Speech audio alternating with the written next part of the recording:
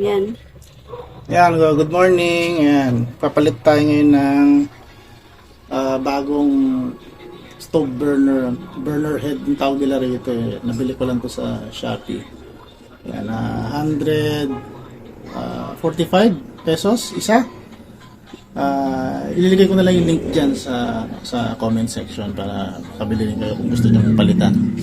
Ngayon, dito tayo sa kakalan. Ito yung lumang kalan namin. Ito yung lumang burner head to. So papalit tayo ng bago ito. Yan. Ngayon, tatanggalin lang natin to. Natanggal ko na siya actually kanina eh. Yan, tatanggalin nyo muna yan. Yan.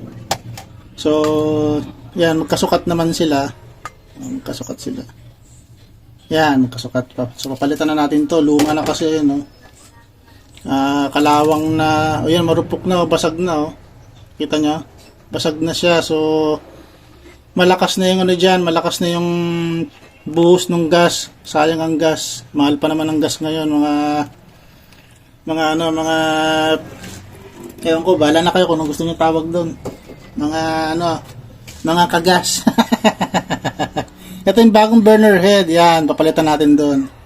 Nalinis na natin yan eh. Linisin na lang natin uli mamaya. Actually, meron na tayo napalitan kanina. Ito, oh. Napalitan ko na to. Yan. Okay na yan. So, ang gagawin natin, ano yung ito? So, lalagyan natin siya ng alambre para, ito yung pinakalock kasi niya eh. Yan. Ngayon, papasok natin siya dito. Kailangan pasok siya doon sa may, ano, sa may, yan, sa may pinakano niya. Ito, tutok nyo lang doon sa, ano, sa pinaka-ignition. Kailangan sakto siya doon. Papasok na ngayon yung... Ay, teka. Tupihin muna natin ito. Kasi ito yung ano...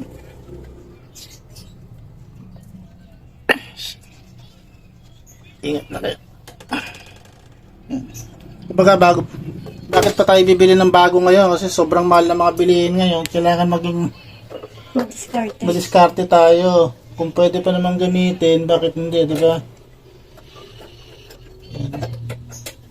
Papasok ngayon natin yung ano, yung pinakaulo dun sa butas. Ayan, gagawin natin. Yan. Okay? Yan, hindi na siya gumagalaw masyado kasi nakalock na siya. Ngayon, ang gagawin natin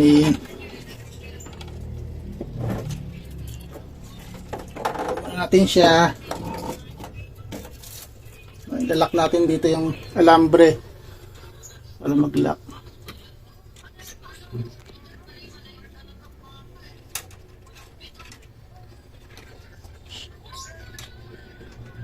Yun lang, hirapan tayo.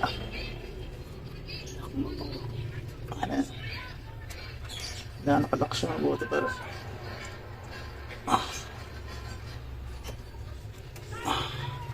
yan. So para hindi lang siya matanggal dun sa pagkakaano pwesto sa lang safety. Ngayon, babalik na natin siya. Okay na yan. Tatry natin ngayon kung gumagana siya. Buksan natin yung tangke ng konti bago yan. So buksan natin, tingnan natin kung gumagana yung burner head. Ayan, gumagana, blue. Diba? Ibig sabihin maganda yung buga ng gas. Blue siya. Kasi pag dilaw siya o pula, ibig sabihin may sira na yung burner head nyo. So sa kabila naman, try natin. Yan o.